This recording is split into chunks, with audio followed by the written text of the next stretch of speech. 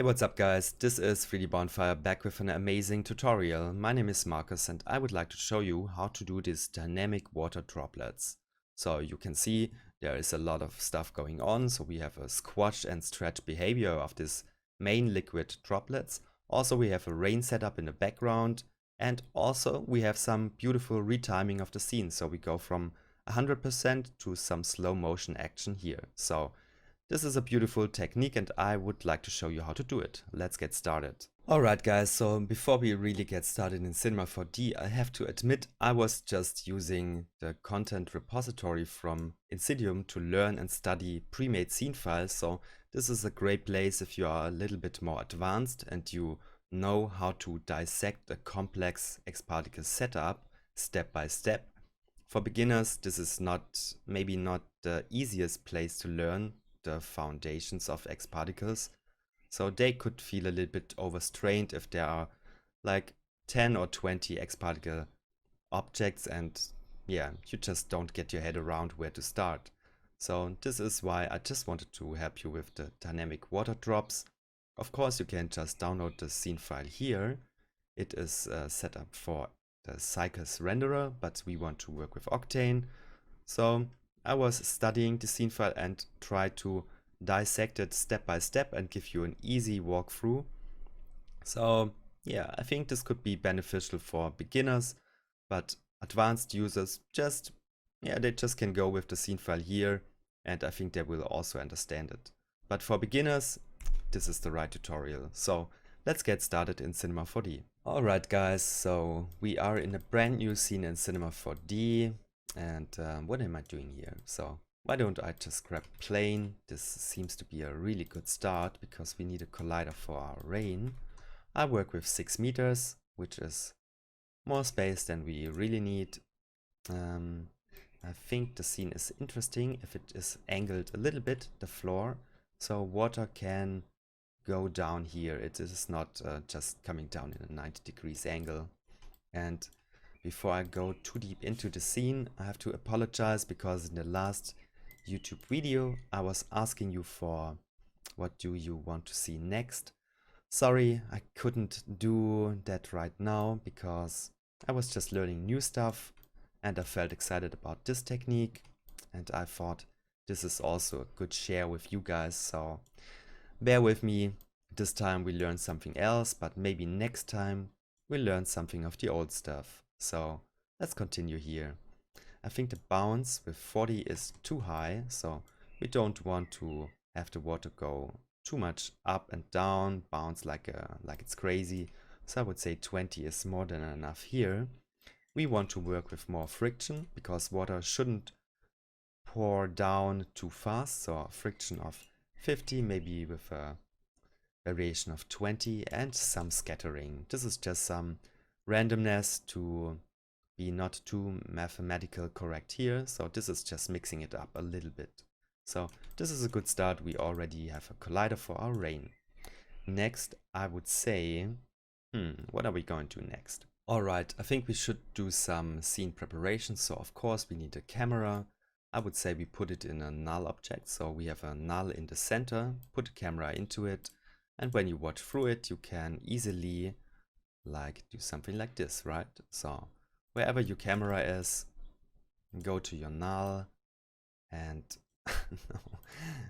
go to your null and you can rotate around the center. So this is super helpful. So we have a little simple camera rig here. Of course we need some light. Most of the time I work with HDRIs, but I think this time we could just use some discs and use them as our light source. So I will create a disk here and maybe this could even be much higher, much bigger. We'll just go down out of the line shading, so you can see this can be really huge. I already have a luminant material here, so you can see it's just in the luminance, but maybe we convert to an octane material later. So this is one of our light sources or reflectors, I would say. Angle it a little bit to our scene. Maybe we use another one and go to your, I just switch the world axis mode, so I can just move it in this axis, go back here, rotate it, and I think this is already what we want. So maybe just to have some variance in it, I make this one smaller, and why don't we just put a hole in it? Could be also cool in the reflections. Alright, so we have our lights, our cameras, and I would think the last thing we should do is Control D. So let's see, is it the right? Yeah, Control D is for project settings. Go to X particles, and I already switched it to 4 substeps. Should be default is 1. Put it to 4, so we have more accurate collisions and you don't lose so much particles which will fall through the floor, and you would have to build a kill object here to kill them, lose a lot of particles. So just put it to 4 and you don't have problems with this one. Alright guys, so we prepared everything for success here. We have some lights, we have a camera, and we have a scene to work with. Some setup, some stage, I would call this. So next, I don't know what to do next. Maybe we could start with an emitter. So this emitter, we already can call this one rain. And I think, yeah, this is an essential part of this tutorial. So yes, so I think this one could be a little bit bigger. Let's put it to 700. And if you didn't recognize, I increased the scale of our plane here to 10 by 10 meters. So the scene is big enough. Alright, so we have some acid rain here. I'm not totally convinced about it, so why don't we improve it? I think first of all we shouldn't work with a speed parameter here. This is just artificial. I think what we should do is work with modifiers. So give it some physical background in your scene. I would say we need some gravity.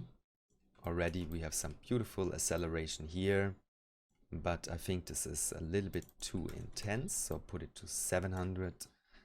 And I think also we should put some, let me think about it, some wind. Some wind would be perfect.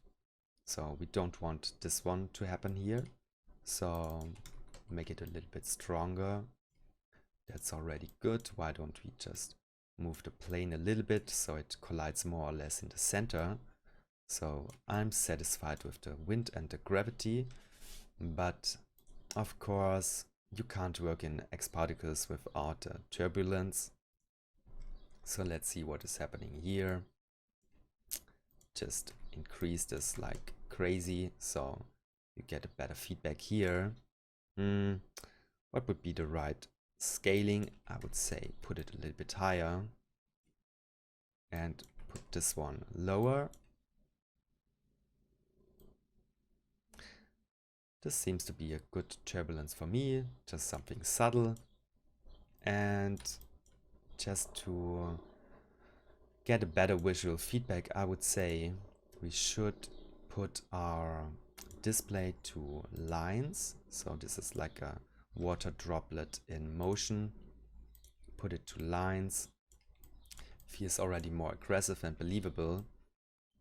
And I would say I just want to color them by a gradient parameter.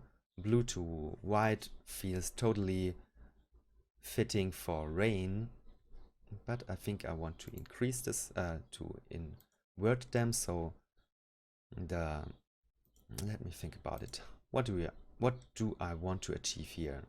I think I want to put this to the radius. So let me tell you about my thought process. So I think not all water droplets should move in the same speed. So how can I control this one? I think water droplets have different sizes, and I think depending on the size, parameters like gravity and wind will have a different effect on it.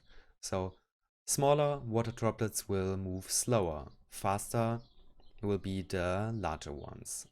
So I think first we should work with different radii. So water droplets are really small, so I start with a radius of 0.17 and give them a variation of 0.13. So when you do the math right, the biggest particle will be 0.3 and the smallest one will be 0.04. So this is our range in the radius. And I just want to give me a visual representation of this, so I think I put this one to the radius and I say the smallest one is 0.04 as we did the math correctly, and the biggest one will be 0.3. So now let me think about it. So this is not the correct representation I wanted to achieve, because first, we need something like, I would say we need something like a speed modifier. And we don't want to give them some initial speed. We just want to control their maximum speed value. And we want to control this one depending on the radii we just gave this emitter particles. So this is a good reason to use something like mapping. We just add a mapping here, and I would say the particle speed maximum, so this is this value we want to control, will be transferred on the particles depending on their radii. And as we did the math correctly, I would say this would be our numbers. Smallest particle, biggest particle. And now, if we play back, this should be a better representation of what we want to achieve. So you can see the smallest particle with the smallest radii, they will have less speed, and the biggest ones, they will have the maximum speed, like this value. So this already feels like a quite beautiful rain, like some sparse rain. So I would say we want to have way more particles. How about 10,000? This is totally working for me. So I think for the rain so far, I'm quite convinced about it. So this is working quite beautiful. Now I would say we need to think about the splashes. So maybe for speed's sake, because my system is not so powerful right now, I just put it to 3000. This is more than enough, so we can work next on the splashes. Alright, see you in the next setup. Alright, I think it is time for some spawning here. So you can see this is not exactly what you want, so it's just a particle colliding and going over the floor, but we want the particle to split up into smaller particles and kill the original particle at collision. So how can we do it? You can see I already selected it. So you go to your collider tag and you can trigger some actions. So for example, you can enable spawn at collision and just create a spawn emitter here. Let's just call it splash. And I think this is almost done. We just switch this one to collision point is perfect. Face normal, this is also great. So it's just the normal direction here. And I already switched the spread to 100 because when you have it on 0, this is a little bit boring, right? So put it to 100 and you get more diversity in the angles. So let's see this one. This is way better. And to get a better visual representation, I would say we go to the splash emitter, go to the display, and also change this one to lines. Maybe give it a white color, so this is more pleasing for the eye. Yes, I like this one. The particle parameters, I would say they shouldn't live forever. So let's give it something like 12 and 5 for their lifespan. The speed, I also want to vary it a little bit, and the particles shouldn't be that big. So maybe something like, maybe just change it to 1.5. So they are smaller than the initial particles because the initial particles split up into smaller ones. Let's check it once again. And I just think this is it. So this is beautiful for the splashes. let's go on to the retiming, I would say. So next, we don't want to have the particles all the time at 100%. So I will show you how to do some retiming for your particles here. Alright, there's one last thing we should do before we retime the simulation.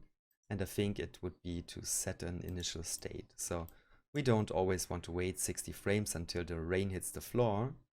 The easiest thing would be to set an initial state. So go to your emitter objects and just set it. So now, right from the start, the rain is colliding with the floor. That's perfect. Alright, so the retiming would take some consideration, but I'm pretty sure what I want to happen here.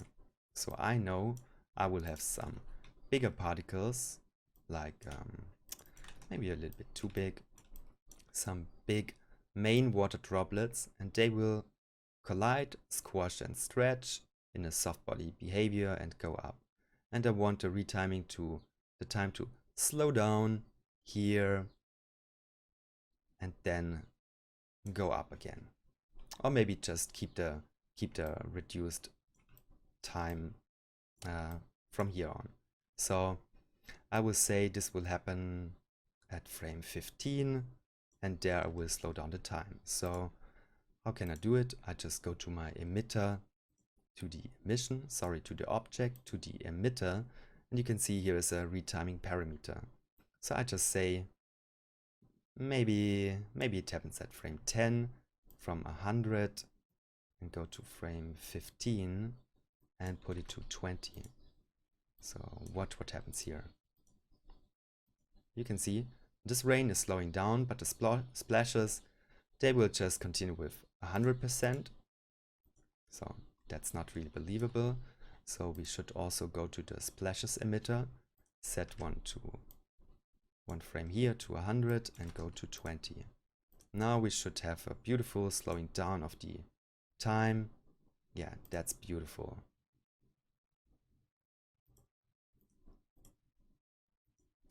Alright, so now we have some beautiful retiming and we can continue with our main objects here. That will collide, squash and stretch and get to a big fluid blob. So let's see how to do this one. Alright guys, so now we need our main objects, and one sphere is not enough, so we need some objects that we can melt together in some beautiful liquid blob here,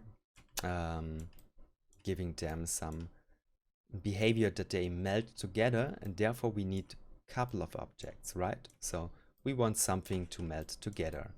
So this is just an artistic part here, so you grab a couple of spheres. Of course you can do it with other objects, but I just want to have some droplets. So maybe one more there.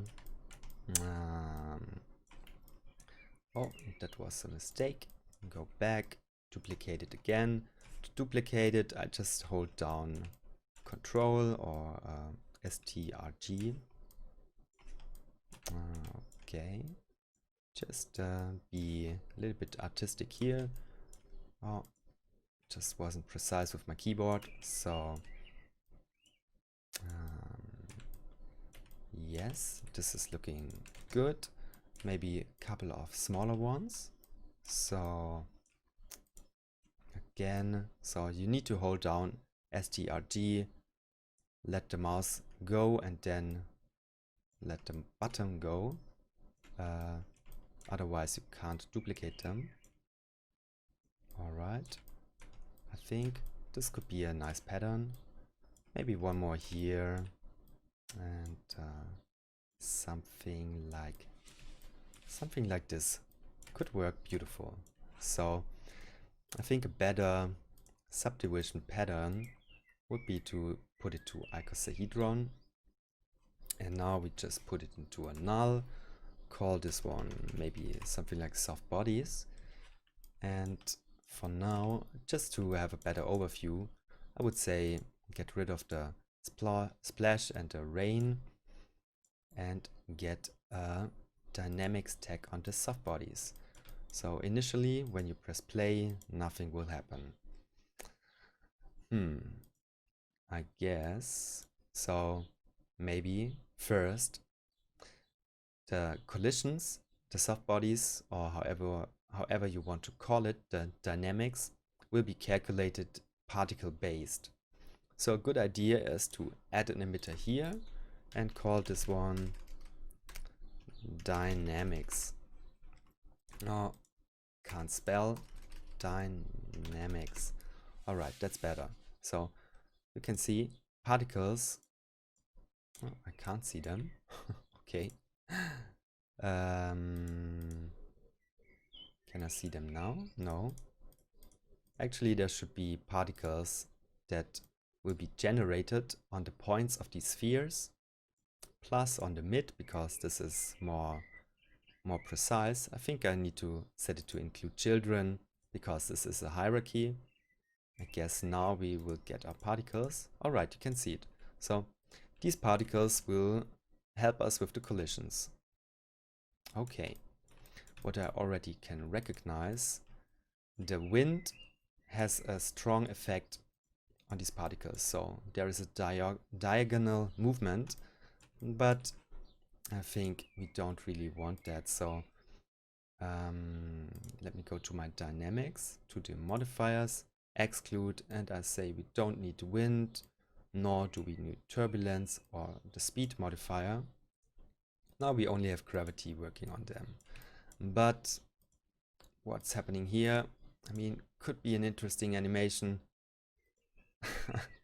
I don't even know what's happening here. It has to do with the collisions, okay?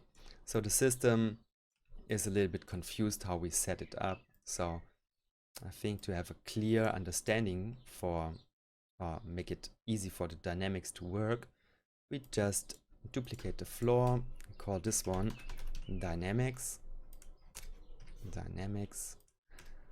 Spelling is not my strongest part, so we have one separate thing, object for the dynamics. This just makes it easier for the system to read. So I would say on this one, we just include the dynamic particles, and on the other ones, we just include the spawn and the rain. Also, you have to be careful. So for the new floor, we don't want to spawn additional particles. So that doesn't make sense. So now, maybe, I hope so, we fix this collision. That's better. That is way better. But you can see these particles, they collide with each other. So that is a very weak dynamic simulation, I would say. So let's be a little bit more precise here. So I think what we should do is to play with these settings. So first, the calculation radius is way too big around these particles. To have it more precise, I just go down to 1 centimeter. And the rigidity is how massive this object is, how soft. So when I put it down to, for example, 1.5, which is a good value for us to have this soft body dynamic behavior, yeah, this is way better and not so rigid anymore. Also, to have them collide with each other, we should activate push. And we don't want to have 50% accurate collisions, but we want to have 100% accuracy here. Now they bounce off from each other, but we introduce some other, I would say, some inaccuracy here. So how can we get rid of this one? I mean, it's interesting, but it doesn't help us. So I think, therefore, we should play with the constraints. So these are, I guess, how I understand it, some initial constraints that keep the distance between particles and overall calculate the dynamics. So when we go down with the structural constraints to something, for example, like 70, maybe we can fix this issue.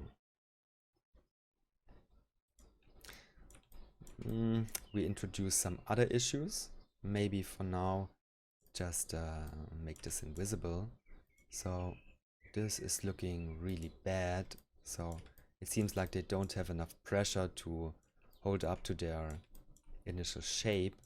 So therefore I would say I go back here and put in some pressure. Let's see. All right. I think this looks better than it is. Worse. Better, that's not the right word. So this looks worse than it really is, because I think this is a super nice simulation here. Wow, I think I'm quite pleased with this one. So of course you get some squashing and stretching, but this is only for a couple of frames. Then it blows up again. So I think this is a super beautiful pattern. We can work with this one, definitely. Let's put it to 11, just to be a little bit nitty-picky about it. All right, so doesn't make much of a difference, right? But these values are great. Okay. Next, I think we should go over to the OpenVDB and mesh this together into one big blob. Alright, so I would go to the generators and OpenVDB mesher. Inside of it, we should just drag as a source our soft bodies. Bam, this looks ugly, but so we have a new object here. Now you could make these ones invisible and you have a beautiful object. So now they melt together, and let me see this once again. Okay, it looks a little bit not so smooth here, but we can smooth this later. So go back here. Let's see. How does voxel size of 2 look? I even think we don't have to go that low. So 4 will give us a smoother feedback. And of course you can try to push these values as far as you want, but I'm already pleased with this one. So I just try some filter. Go with the standard medium. Gaussian is a little bit more extreme. So this is a stronger effect. Of course you can play with the iterations, make it even stronger, but I think for me this medium is working. Median works quite well. Okay, so I have to say I'm already pleased with this one. Now we have another issue. So I think this animation is a little bit boring. So they just fall, accelerate and collide with the floor. But we want some more brutal, more strong squash and stretch effect there. Therefore, I would say I just go to my dynamics tag and play with the initial velocity. And I think we want some force down the y-axis. So why don't we just play with this value, give it some strength here. And now they will have some force, better effect there. And plus, this is almost working with our retiming. So we retimed it from, oh, maybe I just shifted this one. I don't know what we initially set it up here. I think it was from 10 to 15, right? So I'm sorry, this one got a little bit shifted.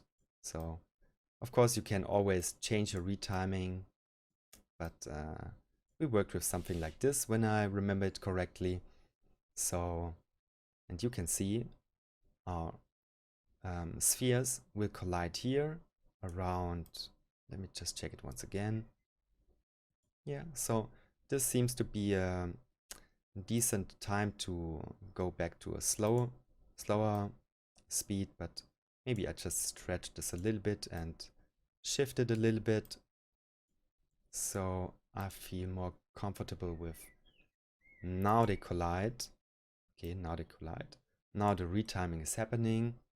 So I'm sure I make sure just I select both of these ones where we did the retiming and just set it to another time here, another frame there. So this seems to be a good value. Yes, that's awesome. So I think we should also go to the retiming of to the first frame of these ones. So you can see we have this at 100, and I guess we should also retime our dynamics here. So put it to 100, go to frame 20.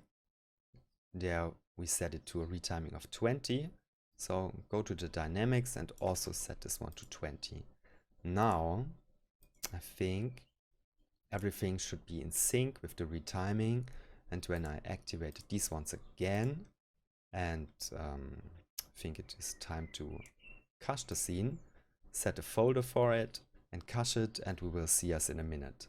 Alright, the scene is cached, so let's have a look on it. Look at it, I mean. Alright, so yeah, this is what we wanted. Okay, so we have some slowdown here, some nice, I always say bullet time because I like Matrix the movie. So full speed, slow down, we can enjoy this one, and it's amazing. So I just cut my timeline. I worked with 150, but you don't really need so much frames, so I think this is beautiful. So of course you can push this way further, so I didn't have it in such a big resolution, but obviously, to be honest, this is going so fast. You don't really need to worry about edges like this one or something like this. Yeah, you just don't recognize it. So when I play it back, yeah, I mean, no, for me this is not a problem. And maybe just a quick fix here. Let me see what is happening when I put OpenVDB into, oh, you can see I didn't even activate the filters. I think I activated and then I deactivated it again. So I don't need a subdivision surface. I think I just need some filtering here. So let me just recache this once more. Deactivated this one and use the filter so you can see the filter is smoothing it. So give me just a second and I will be back. Alright, I just recached it. And yeah, I think this is a little bit more smooth. I like it better. Of course, you can even try to give it more initial velocity to squash it even more, or play with the rigidity to make them even flatter and don't hold so much up to their shape. But for me, this is good enough. And why don't we continue with the shading fast, so you have a nice render for your Instagram. Alright, let me just quickly set this up. So first I would open my live viewer, put it maybe here, give me some more screen estate. So, alright, so let me see. Can I even render something right now? Okay, so almost there, but not 100%. So maybe we just go into our camera and set it up to something for Instagram. Maybe put it to 1080 by 1080. I just like to lock my view. Let's see, how big is it? Put it to 1.65. Alright, so we have the borders here. Instantly go to physical, to path tracing, and put this one to a decent number, something like that. Alright, so we should also put our environment to black. Let me calculate it again. Alright, so we can't see anything.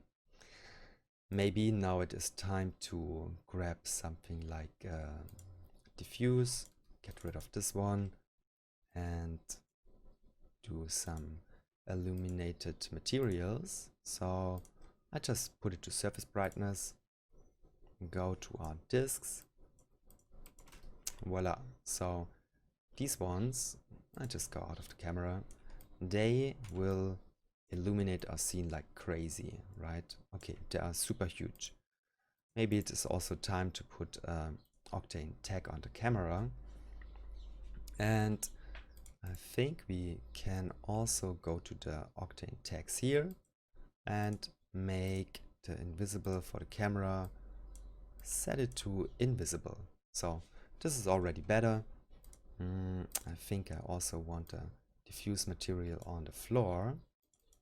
Quickly switch this one to something glossy, and I think it could be way darker. So let me try this one. Put it to the floor. Oh, the floor dynamics. We only need to see one floor, so, and one material here. So this is already better. I think we can also put in some roughness. That's nice. I think am I satisfied with this one? Maybe what happens when I just reduce this a little bit? So this is better for me. Alright, and I look already for a nice camera angle. So something like this maybe. Have it more in the center. Maybe angle it even more. So something like this could work. Just want to see my borders. Alright. So this is okay. Maybe it is time to get some beautiful shading. So put a specular on our soft bodies, on the OpenVDB mesher. And you already can see this reflecting disks. Maybe I also put them into a null, press Alt G, and where is it? Oh, okay, maybe I just rotate them a little bit. Let's see if this is more interesting. Oh, okay, I think this is more interesting. In our specular shader, so I'm working in an older Octane version, but it should be almost the same in newer versions. You can go to the dispersion and just play with it. I think some arbitrary value works for me. I go up with the roughness a little bit too much. Maybe even less. Alright, I mean, maybe I just rotate this null object with my disks in it a little bit more. So let me just see what I get. Yeah, so this is asking for you to play with it to get the reflectance you prefer. I think already this is quite beautiful. I already go into my Octane settings, and no, I think this is good enough. Maybe we could go into the, already set it up to Octane, go into the Octane renderer, render passes, activate the denoise, and in the camera, go to Imager, enable Camera Imager, AI denoiser, and enable the denoise pass. I just wanted to see a clear image. So this is without denoising, this is with it. Of course it is blurring it a little bit, but in the rendering you could go up with your samples, or maybe whatever you need to get a clear image. Alright, so this is looking okay. Just put it there. Alright, so I think we also should show the rain, okay? Because this feels totally empty. So let's go to the rain and put on it Octane object tag. Go to particle rendering and set it to geometry. Okay.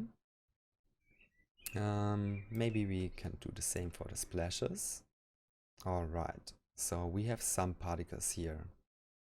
I think we create another specular, put it, oh, I'm sorry.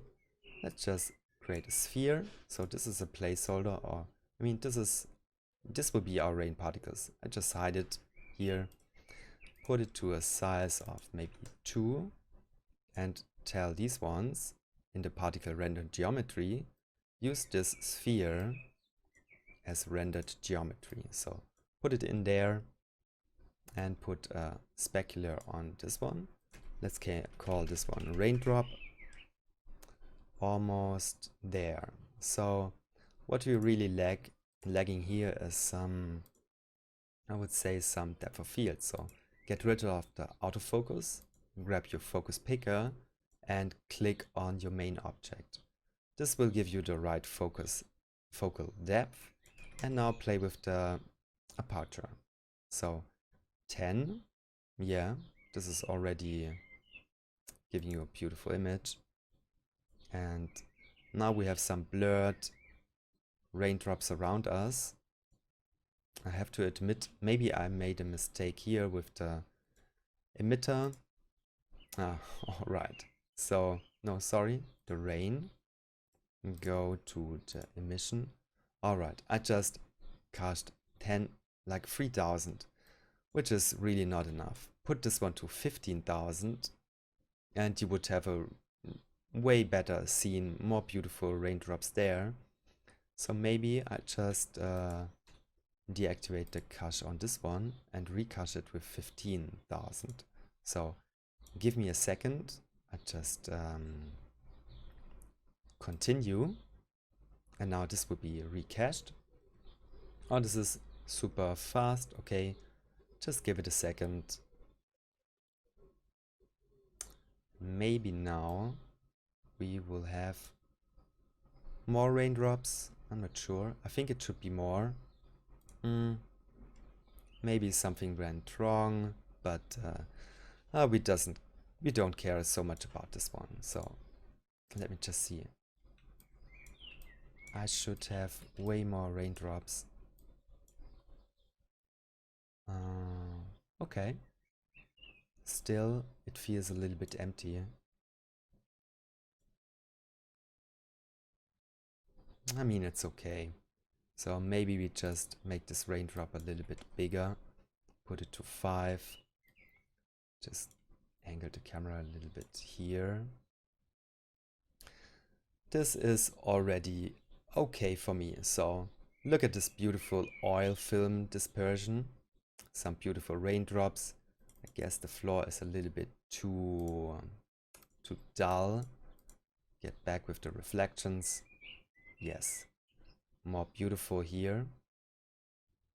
Alright, so look how beautiful is this looking. So when they connect, this is a really nice effect in the rendering. And I think we are almost there. So now you maybe tweak your render settings a little bit. So for me, this is only 5 seconds and I can see the image is quite noisy. So I guess I could go up with the samples or just use the denoise pass here. Oh, that was stupid. I was in the focus picker. So focus pick my main object again, get out of it. And now you can select your main pass and your denoise pass. Yeah, I mean, everything left to do would be to render your image out and make a movie of it. So I think this tutorial is at the end, and yeah, it's a strong technique, right? Hope you liked this one. See you next time. One last thing, if you want to support me, you can go to patreon.com/3dbonfire, and there for only $5 a month you can support my YouTube training. Plus you will get some of my scene files, you will get the good feeling of supporting me, and there will be bonus lessons on Patreon. So maybe this is something for you, or you just want to say thanks Markus, then you could become a Patreon. Also on Instagram, my name is Markus Gonser 3D, and you can follow me there to see some of these ideas always translate into tutorials. For example, this time it was this one. Maybe I will also teach this one. I'm not sure about it. So yeah, consider to follow me also on Instagram. Alright guys, this is it. So see you next time. Goodbye.